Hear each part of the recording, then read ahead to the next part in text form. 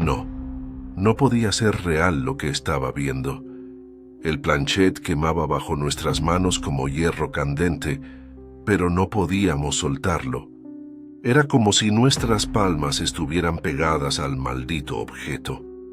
Como si algo nos estuviera forzando a mantener el contacto. No puedo soltar, murmuré. Y vi el pánico reflejarse en los ojos de mis amigos. Ninguno de nosotros podía levantar las manos. Y entonces sentí algo que nunca podré olvidar, una presencia fría detrás de mí, como si alguien estuviera parado justo a mis espaldas, respirando sobre mi cuello, lentamente, muy lentamente. Giré la cabeza y ahí estaba, una figura translúcida, un hombre de mediana edad con ojos profundamente tristes. Pero no estaba solo. Muy buenas noches, comunidad de relatos sobrenaturales de medianoche. Antes de comenzar con este relato que llegó a nuestro canal hace pocos días, nuestros guías espirituales nos han transmitido un mensaje que desean compartir con ustedes. En la oscuridad de la noche, cuando el velo entre los mundos se vuelve más delgado, hay puertas que no deben abrirse, hay nombres que no deben pronunciarse, y hay juegos que jamás debieron inventarse, porque algunas cosas que cruzan hacia nuestro plano ya no pueden regresar, y nosotros tampoco. Los invito a que se relajen, cierren los ojos si están en un lugar seguro, respiren profundamente, y permitan que este relato los transporte a una noche que cambió para siempre la vida de un joven llamado Alejandro. Y si este tipo de contenido resuena en su alma, si sienten que hay algo más allá de lo que podemos ver, los invito a unirse a nuestra comunidad suscribiéndose al canal. Aquí en Relatos Sobrenaturales de Medianoche encontrarán un refugio para aquellos que han vivido lo inexplicable, un espacio donde sus experiencias son comprendidas y respetadas. También, si este relato toca su corazón, un pequeño like nos ayuda a que más almas perdidas encuentren estas historias, porque a veces compartir nuestras experiencias es lo único que nos mantiene cuerdos ahora. Permítanme contarles lo que sucedió aquella noche de octubre, en las montañas de Xalapa, Veracruz. Mi nombre es Alejandro, y lo que voy a contarles sucedió hace exactamente 3 años. Pero siento como si hubiera ocurrido ayer. Como si esa noche hubiera quedado grabada en mi alma con fuego. Era octubre del 2021. Yo tenía 18 años recién cumplidos y cursaba el último año de preparatoria en Xalapa, esa época de la vida en la que uno se siente invencible, inmortal, como si las reglas del mundo no aplicaran para ti. Qué equivocado estaba. Mi grupo de amigos era pequeño, pero unido. Sebastián, mi mejor amigo desde la infancia. Diana, una chica dulce, pero con una fascinación extraña por lo oculto. Carlos, el escéptico del grupo, que siempre tenía una explicación racional para todo. Y Mariana, la más sensible de todos nosotros. A veces parecía que podía percibir cosas que el resto no veíamos. Recuerdo perfectamente aquel viernes por la tarde. Estábamos en la cafetería de la escuela, cuando Sebastián llegó con una sonrisa extraña. Una sonrisa que ahora, al recordarla, me produce escalofríos. «Chicos», dijo sentándose pesadamente en la silla, «mis padres se van a Veracruz todo el fin de semana. La casa de campo estará completamente sola». Diana levantó la vista de inmediato, sus ojos brillando con esa curiosidad peligrosa que siempre la caracterizaba. «¿La casa de campo?», preguntó, saboreando las palabras. «Esa que está en las montañas, la que tiene más de 100 años». Sebastián asintió lentamente, y yo sentí un extraño cosquilleo en el estómago, como si mi cuerpo ya supiera lo que mi mente aún no había procesado. La casa de campo de los padres de Sebastián era particular, construida en 1890 por un comerciante español que, según los rumores locales, había practicado rituales oscuros. La construcción se alzaba solitaria en lo alto de una colina, rodeada de bosques de pinos que parecían susurrar secretos al viento. Carlos, siempre pragmático, se encogió de hombros. ¿Y qué sugieren que hagamos? ¿Una pijamada? Pero Diana tenía esa mirada que había visto antes, cuando se le metía una idea peligrosa en la cabeza. He estado leyendo sobre... Susurró, inclinándose hacia nosotros como si fuera a revelar un secreto sagrado. Sobre maneras de contactar con... El otro lado... Mariana se estremeció visiblemente, frotándose los brazos como si sintiera frío. Diana, no, murmuró. Hay cosas con las que no se debe jugar, pero Sebastián ya estaba enganchado. Podía verlo en sus ojos. Esa mezcla de curiosidad y adrenalina que lo había caracterizado siempre. ¿Te refieres a...? Comenzó a preguntar. La Ouija. Diana completó la frase con un susurro que pareció flotar en el aire como una promesa siniestra. En ese momento, en ese preciso instante, debería haber dicho que no. Debería haberme levantado y alejado. Debería haber escuchado esa voz interior que me gritaba que algo estaba mal. Pero no lo hice, y esa decisión, esa maldita decisión, cambiaría nuestras vidas para siempre. El sábado por la noche llegó más rápido de lo que esperaba, como si el tiempo mismo hubiera conspirado para acelerar nuestro encuentro con lo desconocido. Llegué a la casa de campo de Sebastián alrededor de las 7 de la tarde. El sol se ocultaba detrás de las montañas, tiñendo el cielo de un naranja sangriento que me inquietó más de lo que quería admitir. La casa se alzaba imponente ante nosotros. 3 pisos de arquitectura colonial, con balcones de hierro forjado que parecían garras aferradas a la fachada. Las ventanas, pequeñas y profundas, nos observaban como ojos entrecerrados. Llegaste justo a tiempo, me dijo Sebastián, abriendo la puerta principal con una sonrisa que no llegaba a sus ojos. Los demás ya están adentro. Al cruzar el umbral sentí algo extraño, como si la casa tuviera su propia temperatura. Un frío que no venía del clima, sino de algo mucho más profundo. Más antiguo. Diana estaba en la sala principal, sentada en el suelo con las piernas cruzadas. Frente a ella, extendida sobre una mesa de madera oscura, había una tabla Ouija que jamás había visto antes. ¿Dónde conseguiste eso?, pregunté acercándome lentamente. Diana levantó la mirada, y por un momento sus ojos me parecieron diferentes, más profundos, como si hubiera algo más mirándome a través de ellos. Era de mi abuela, murmuró acariciando el borde de la tabla con una reverencia casi religiosa. Me la dejó antes de morir, junto con instrucciones. Carlos estaba revisando su teléfono en un rincón, tratando de aparentar desinterés, pero notaba cómo sus ojos regresaban constantemente a la tabla. Mariana, en cambio, estaba pálida, sentada en una silla alejada del grupo, abrazando sus rodillas contra el pecho. No me gusta, susurró cuando me acerqué. Desde que llegué, siento como si nos estuvieran observando. Miré hacia las ventanas. Más allá de los cristales, la oscuridad del bosque parecía moverse, ondular, como si fuera algo vivo. Son solo los árboles con el viento, le dije, pero mi propia voz sonó poco convincente. Sebastián había encendido velas por toda la habitación. La luz amarillenta danzaba en las paredes, creando sombras que parecían tener vida propia. Diana dice que la Ouija funciona mejor con luz de velas, explicó, colocando la última vela en el centro de la mesa. Algo sobre las frecuencias energéticas, Diana, asintió solemnemente.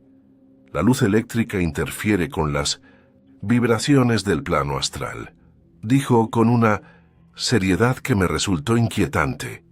Las llamas de las velas actúan como conductores, como antenas hacia el otro lado. Ahora me pregunto, ¿realmente creía en esas cosas? ¿O ya había algo más hablando a través de ella? Carlos se acercó finalmente, dejando el teléfono a un lado. Bueno, suspiró, si vamos a hacer esta tontería, hagámosla bien. ¿Cuáles son las reglas? Diana se incorporó y por un momento pareció más alta, más imponente. Primero, comenzó, su voz tomando un tono casi ceremonial, debemos formar un círculo alrededor de la tabla. Todos debemos tocar el planchet. Señaló el pequeño objeto triangular de madera que descansaba sobre la tabla. Segundo, debemos mantener la mente abierta, pero también protegida. Si sienten que algo está mal, si algo no se siente correcto, deben alejarse inmediatamente. Mariana se estremeció, y si algo viene que no podemos controlar, Diana la miró directamente a los ojos. Por eso solo vamos a intentar contactar espíritus benevolentes, espíritus de luz, y lo haremos solo por 30 minutos.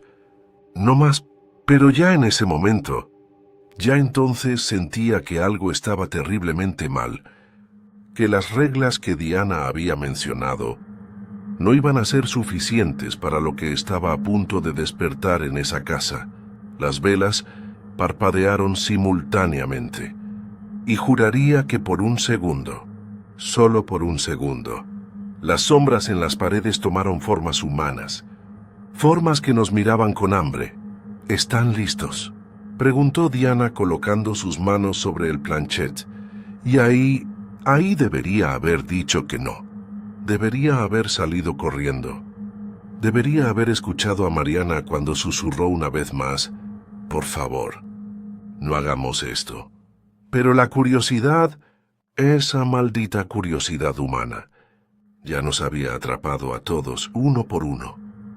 Colocamos nuestras manos sobre el pequeño triángulo de madera, y en el momento en que el último de nosotros hizo contacto, sentí como si algo hubiera cambiado para siempre en esa habitación, como si hubiéramos abierto una puerta que llevaba cerrada durante décadas, esperando el momento perfecto para abrirse de par en par. Eran las 9:30 de la noche cuando finalmente nos sentamos alrededor de la mesa. Las velas habían menguado lo suficiente como para que sus llamas danzaran más inquietas, proyectando sombras que parecían moverse con vida propia. «Recuerden», susurró Diana, su voz apenas audible por encima del viento que había comenzado a soplar contra las ventanas. «Mantengan las manos relajadas sobre el planchet. No lo fuercen, simplemente déjense llevar». Sebastián estaba sentado frente a mí, y podía ver cómo sus ojos brillaban con una mezcla de nerviosismo y emoción. Carlos mantenía su expresión escéptica, pero notaba cómo sus dedos temblaban ligeramente. Mariana, pobrecita Mariana, estaba pálida como la cera de las velas, respirando de manera irregular, como si ya percibiera algo que el resto aún no podíamos sentir. «Espíritus de luz», comenzó Diana cerrando los ojos, «almas que han cruzado al plano superior. Los invocamos con respeto, con humildad. ¿Hay alguien ahí que desee comunicarse con nosotros?» Al principio no pasó nada, solo el sonido del viento afuera y nuestras respiraciones entrecortadas. El planchet permanecía inmóvil bajo nuestras manos. Pero entonces, después de tal vez 5 minutos, que se sintieron como una eternidad, lo sentí, una presión suave, casi imperceptible, como si alguien más hubiera colocado sus manos sobre las nuestras. «¿Sienten eso?», susurró Mariana abriendo los ojos de golpe. Todos asentimos en silencio, porque sí, Todos lo sentíamos. El planchet comenzó a moverse lentamente, muy lentamente, deslizándose hacia la esquina superior izquierda de la tabla. «Ese», leyó Diana. «¿Es un sí? ¿Hay alguien ahí?» El pequeño triángulo se movió con más decisión hacia el sí grabado en la tabla. Mi corazón comenzó a latir más fuerte. Porque aquello no podía ser ninguno de nosotros. Ninguno estaba empujando. Lo sentía claramente. «¿Cuál es tu nombre?», preguntó Sebastián, su voz ronca de la emoción. El planchet comenzó a deslizarse de letra en letra, lentamente, como si quien fuera que estuviera del otro lado tuviera dificultades para comunicarse. M-A-R-T-I-N.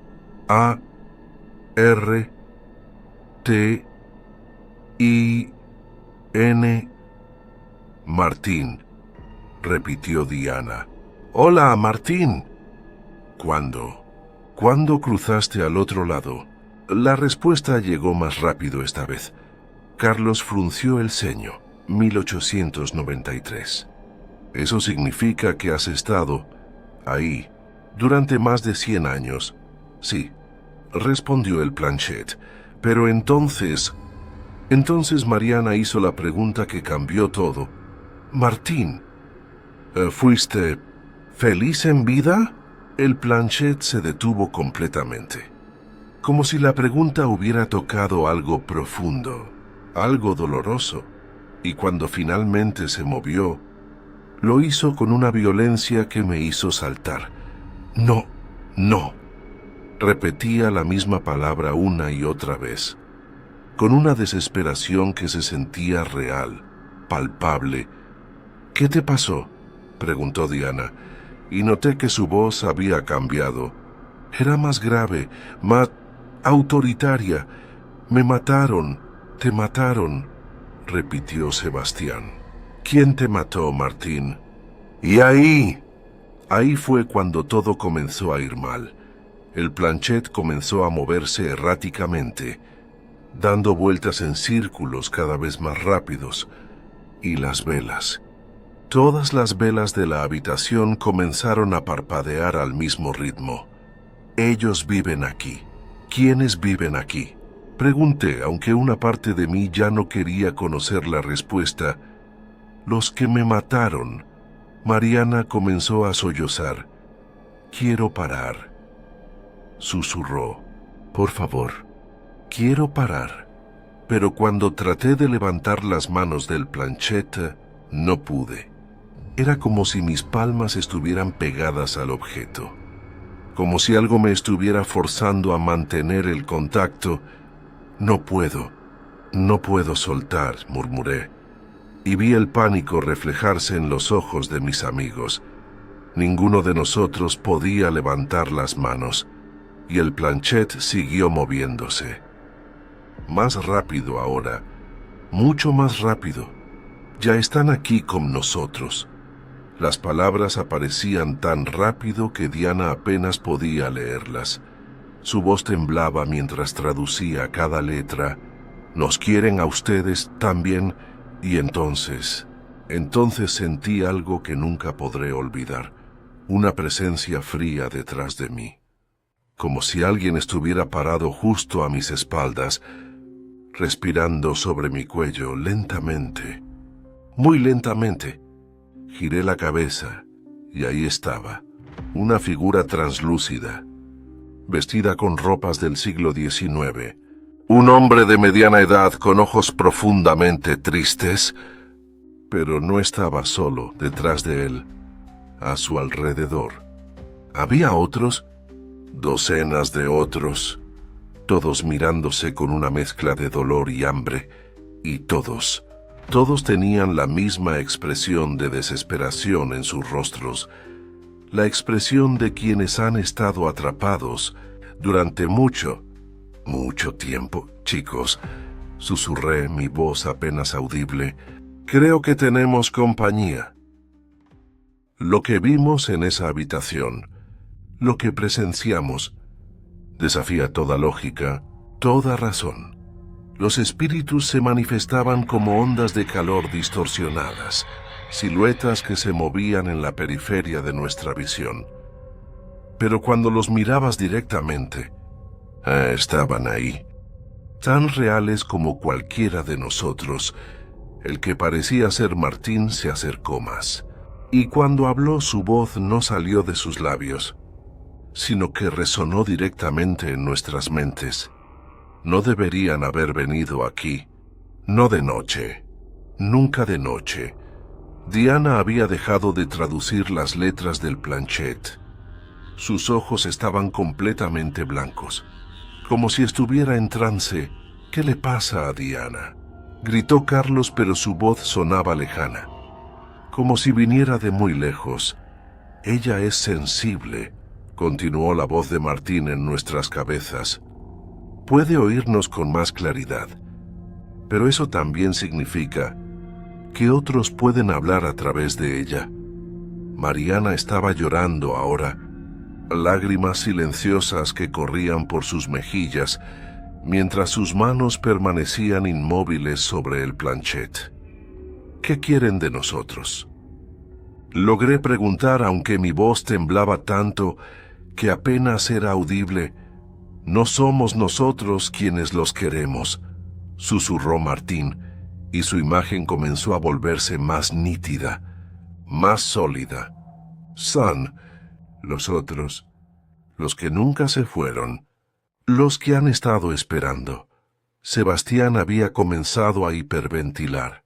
¿Esperando qué?, preguntó con desesperación, y ahí fue cuando Diana levantó lentamente la cabeza. Pero sus ojos ya no eran suyos. Cuando habló, su voz era diferente, más grave, con un acento que no había tenido antes. Esperando. Cuerpos jóvenes, almas fuertes, esperando una oportunidad de vivir de nuevo. Martín pareció angustiarse aún más. Intenté advertirles, intenté deletrear las advertencias, pero ya es demasiado tarde. Ya los han encontrado. Ya los han marcado. ¿Marcado?, pregunté, sintiendo un frío que no venía del exterior. Diana, o lo que fuera que estaba hablando a través de Diana, sonrió con una sonrisa que no era suya. Cada uno de ustedes, cada alma preciosa, será un nuevo hogar para aquellos que han esperado tanto tiempo. Carlos comenzó a forcejear con sus manos, tratando desesperadamente de separarse del planchet. «Esto es una locura», gritó. «Tiene que haber una explicación lógica». Pero entonces, los espíritus que rodeaban a Martín comenzaron a acercarse, y pude ver sus rostros con más claridad. Hombres y mujeres de diferentes épocas, algunos con ropas del siglo XIX, otros más antiguos, todos con heridas visibles, todos con expresiones de dolor profundo. «Fueron asesinados aquí», explicó Martín, «uno por uno, durante décadas, por el hombre que construyó esta casa, por Ricardo de Mendoza, un comerciante que había hecho un pacto». Las imágenes comenzaron a aparecer en mi mente. No sé si Martín me las enviaba o si simplemente las estaba percibiendo. Vi a un hombre de barba negra y ojos fríos, realizando rituales en el sótano de la casa, sacrificando viajeros, comerciantes que se detenían buscando refugio. Él creía que podía obtener la inmortalidad, continuó Martín. Creía que con cada alma que tomara, extendería su propia vida. Pero cuando finalmente murió, en 1895, todas las almas que había atrapado quedaron ligadas a esta casa. Sebastián comenzó a temblar violentamente. ¿Y ahora quieren usar nuestros cuerpos? Diana, o la cosa que hablaba a través de ella, asintió lentamente. Han esperado tanto tiempo, han estado tan solos. tan hambrientos de vida, de sensaciones, de experiencias. Mariana levantó la vista, sus ojos rojos de tanto llorar. ¿Cómo podemos detener esto? Martín pareció concentrarse, como si estuviera luchando contra algo. Deben romper el círculo, todos al mismo tiempo, pero tiene que ser antes de medianoche. Después de medianoche, el velo será demasiado delgado y ellos podrán cruzar completamente. Miré el reloj en la pared. Eran las 11:47 de la noche. Teníamos 13 minutos. ¿Qué pasará si no podemos? Pregunté, aunque una parte de mí ya conocía la respuesta. La sonrisa en el rostro de Diana se amplió. Pero no era una sonrisa humana. Se quedarán aquí, para siempre. Y nosotros viviremos sus vidas, en sus cuerpos, en su mundo. Y entonces me di cuenta de algo terrible. El planchet había comenzado a calentarse bajo nuestras manos, quemando, como si estuviera absorbiendo nuestra energía vital. Y las velas comenzaron a derretirse más rápido, la cera cayendo como lágrimas sobre la mesa. 12 minutos para medianoche, y ninguno de nosotros podía moverse. 11 minutos para medianoche. El planchet ahora quemaba tanto que sentía como si mis palmas fueran a derretirse. Pero simplemente no podía soltarlo. Los espíritus que rodeaban la mesa se habían vuelto más sólidos, más reales, y comenzaba a distinguir sus personalidades individuales. Una mujer de vestido victoriano se acercó a Mariana. Tocó su hombro, y vi cómo mi amiga se estremeció de pies a cabeza. «Tan joven», murmuró la mujer con una voz que sonaba como hojas secas. «Tan llena de vida. Será perfecto para mí». Un hombre con traje del siglo XVIII se posicionó detrás de Carlos. «Un escéptico», rió con amargura. «Perfecto. Será divertido convencerlo de que los muertos sí pueden caminar». Pero el que más me aterrorizaba era el que se había acercado a mí, un joven. No podía tener más de 20 años cuando murió, con heridas visibles en el cuello. Me miraba con una mezcla de envidia y hambre. «Tu vida», susurró. «Tu juventud. La necesito. La merezco». Sebastián comenzó a convulsionarse. No pueden hacer esto. No pueden. Pero Diana ya no era Diana. Cuando habló fue con la voz de una anciana. «Oh, pero sí podemos, pequeño. Hemos estado practicando durante décadas, esperando el momento perfecto, esperando almas lo suficientemente fuertes, lo suficientemente puras». Fue entonces cuando Martín hizo algo extraordinario. Se interpuso entre nosotros y los otros espíritus. Extendió sus brazos como tratando de protegernos. «No», gritó, y por primera vez su voz se escuchó fuerte y clara en la habitación. «Estos jóvenes no son como los otros. No vinieron aquí para hacer daño. Fueron engañados». Los otros espíritus se detuvieron. Mirándolo con furia, Martín siseó la anciana que hablaba a través de Diana. «Siempre el héroe, siempre tratando de salvar a otros. ¿No recuerdas cómo terminaste?» «Recuerdo perfectamente cómo morí tratando de proteger a una familia de viajeros», respondió Martín, y su imagen se volvió más brillante. «Y lo haría de nuevo. 1000 veces». 10 minutos para medianoche. El reloj en la pared comenzó a hacer un tic-tac más fuerte, más amenazante, pero entonces escuché algo que me llenó de esperanza. Un susurro suave, apenas audible. pero familiar. Era la voz de Diana, la verdadera Diana, luchando desde algún lugar profundo. Alejandro, murmuró con su propia voz. El círculo, rómpelo. Ahora, la anciana que la poseía rugió de furia. Silencio, niña, ya no tienes control. Pero Diana siguió luchando. Y por un momento, solo por un momento, vi sus verdaderos ojos, aterrorizados, pero determinados. Rómpelo, murmuró una vez más antes de que la otra voz tomara control nuevamente. Martín me miró directamente.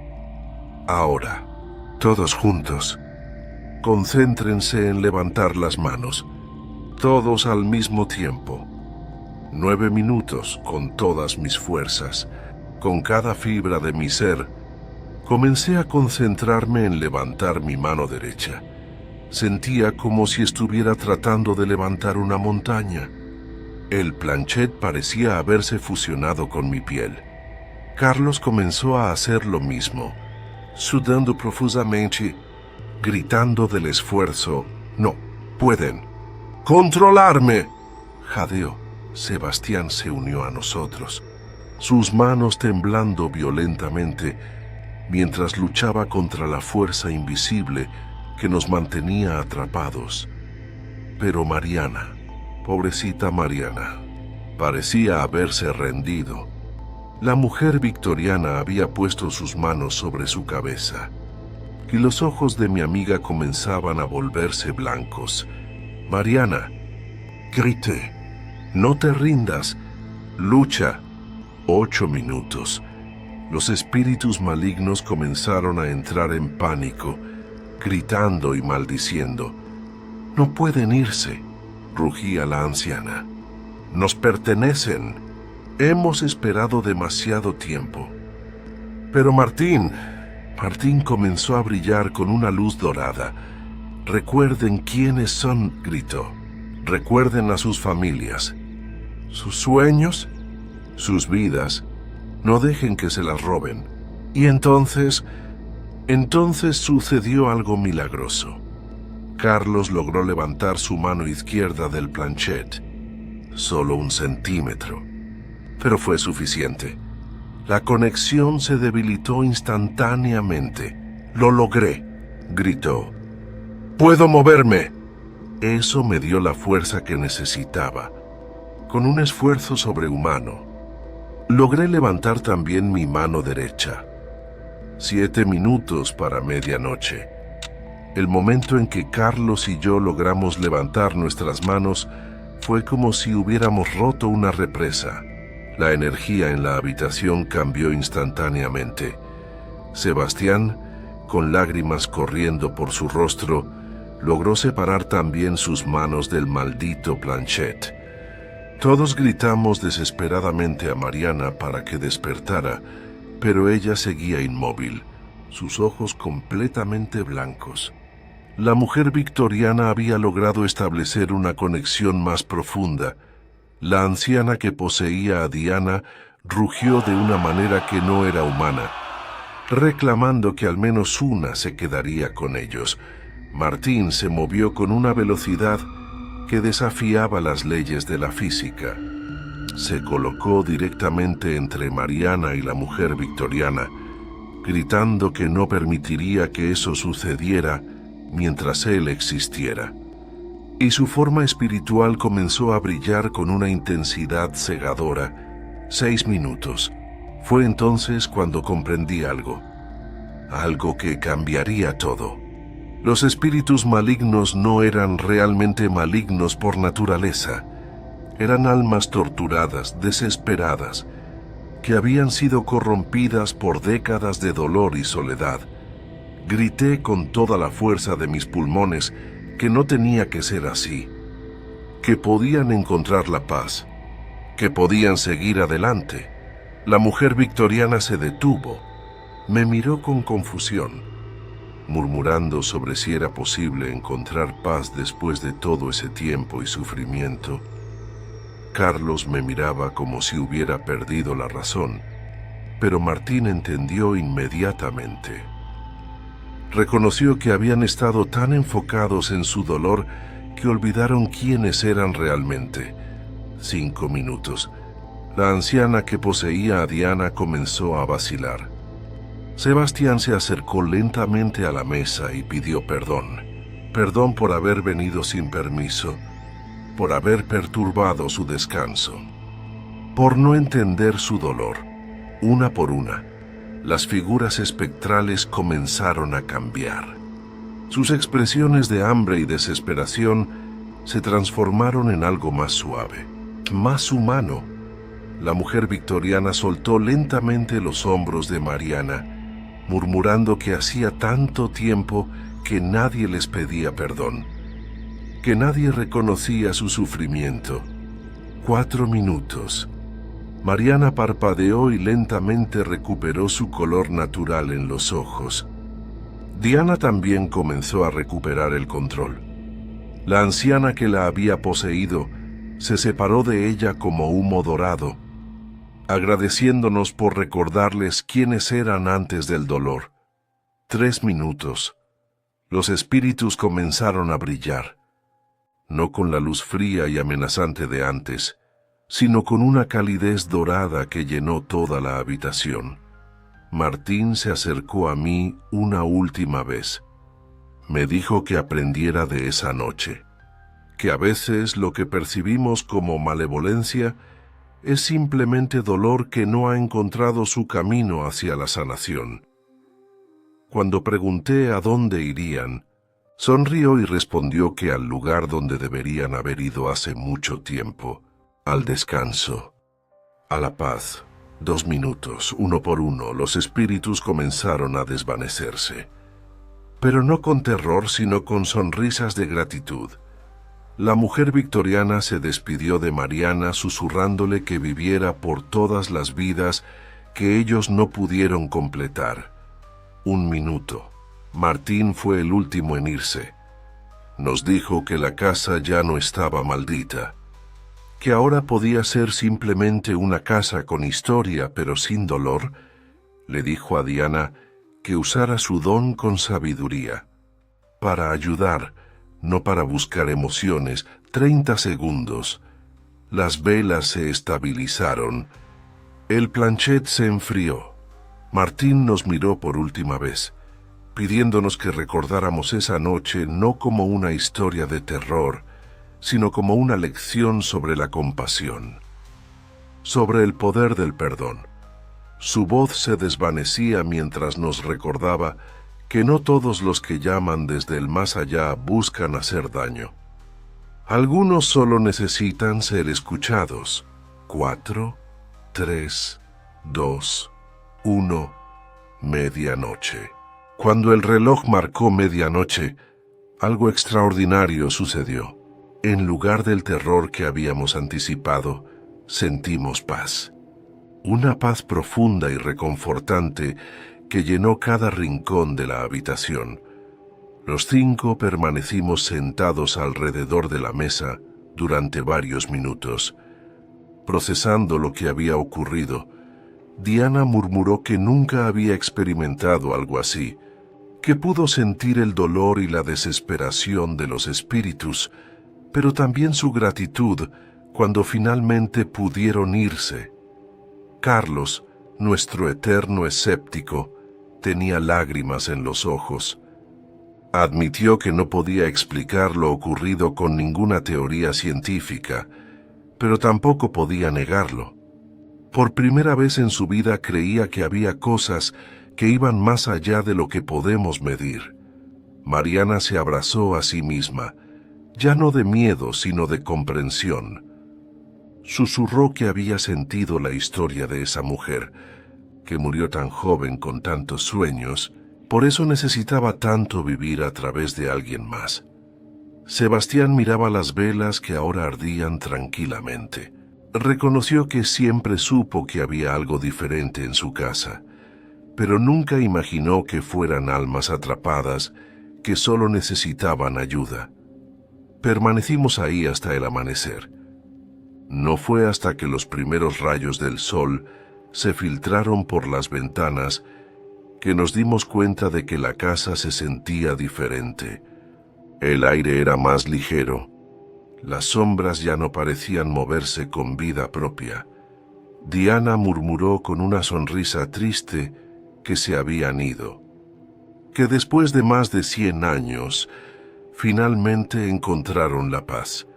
Cuando salimos de la casa esa mañana, todos habíamos cambiado, no solo por lo que habíamos experimentado, sino por lo que habíamos aprendido. Los días siguientes fueron extraños. Cada uno de nosotros procesó la experiencia de manera diferente. Carlos se sumergió en libros sobre fenómenos paranormales, pero ahora con una mente más abierta, con la disposición de aceptar que tal vez algunas cosas simplemente no podían explicarse.